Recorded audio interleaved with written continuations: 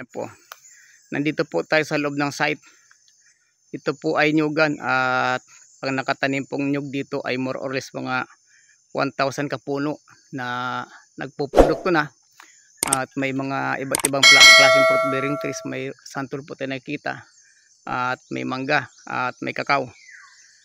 Ang property po nito ay hindi po ito nakapronted sa kalsada. Ito ay may pathway na daanan ng motor at daanan ng tao, pero doon sa pathway na yun pwede po natin gawing laparan yun para makapasok po ang 4 wheels. At ang layo niya po ay mga more or less 500 meters doon sa hihintuan ng sasakyan.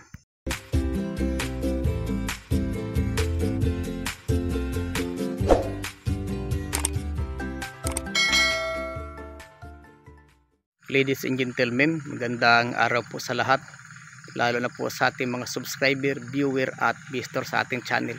Bago po tayo mag-umpisa ay ini-invite po namin yung mga visitor, yung mga viewers na hindi pa po nakasubscribe. Kayo po ay mag-subscribe para po makita nyo ang ating mga property for sale at kayo po ay makapamili. Location po natin ay Gumaca, Quezon. Ito po ay puro nyugan at ang sukat po nito ay 10 hektarya. Ito po ay produktado na, talaga pong kumikita na, kaya pag nabili nyo po ito ay may pagkakakitaan na po kayo. Pagmasdan nyo na lamang po ang dami ng tanim dito. Ito maganda pong mabili kasi hindi ka na magpapatanim at hindi ka na mag-aantay ng 5 to 7 years para mamunga ang nyug. Dahil ang nyug po ay mga 5 to 7 years yan magmula sa itanim, doon pa lang po mamumunga yan. Pagka ganito na ang nabili mo na may tanim na, magpapalinis ka na lang po niyan at magpapaani. At pagka nyugan po ang tanim, pwede pong kombinasyon dyan na pananim ang mga saging at kakao at maari po ang luya, kasi ang luya ay ayaw po ng direct sunlight yan. Mas maganda po tumubo yan dyan sa ilalim ng mga malilim. Yan po. Yung pong creek na to ay hindi po itong tutuyuan. Malinis po ito at pwede po tayo dito mag-alaga ng mga hayop, ay may mapainom tayo katulad ng baka, kambing at kalabaw. At maaari po naman gawing fish pond ito or paliguan dahil malinis po ang tubig dito na nagpuprodukto na. At may mga iba't ibang klaseng fruit bearing trees. May santol po tayo nakikita at may mangga at may kakao. Ang property po nito ay hindi po ito nakapronted sa kalsada. Ito ay may pathway na daanan ng motor at daanan ng tao, pero doon sa pathway na yun pwede po natin gawing laparan yun para makapasok po ang 4 wheels. At ang layo niya po ay mga more or less 500 meters doon sa hihintuan ng sasakyan. Banggitin ko lamang po kung ilang piraso na niyog ang na-harvest dito. More or less mga 5,000 na piraso po ng niyog ang na-harvest. Yan po ay ginagawang kopra. Yan, ang kopra po ngayon medyo mababa ang presyo dahil may mga time naman po na mataas ang presyo ng kopra.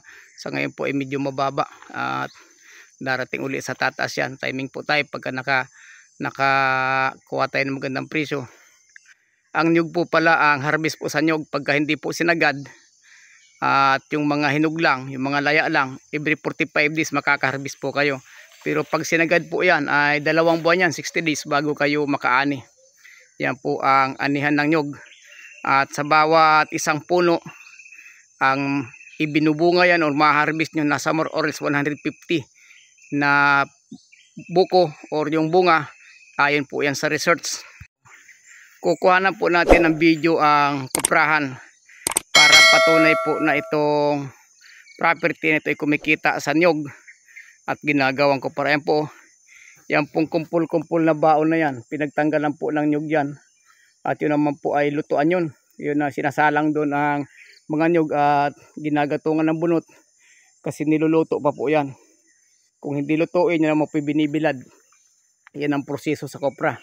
Napakarami nga lang proseso. Bago yan mabinta ay mga ilang bisawa kan farmer yan. Mga 6 na bisawa kan isang nyug dahil sa proseso. Paglaglag, ipunin, bunutan, biyakin, lutuin, tadtarin. Yan po yan. Ang sitwasyon po ng lupa natin halos more or less na po ay patag. Kung kunin natin ang percentage ng rolling at flatland, more or less sa 90% na po ang flat at 10% ang rolling. At ang property po napapalibutan ng creek. Yan po ang kagandahan ng Katangi na property kasi napapalibutan ng creek. Hindi po natin problema ang tubig. At sa location po natin, malamig ang klima dito.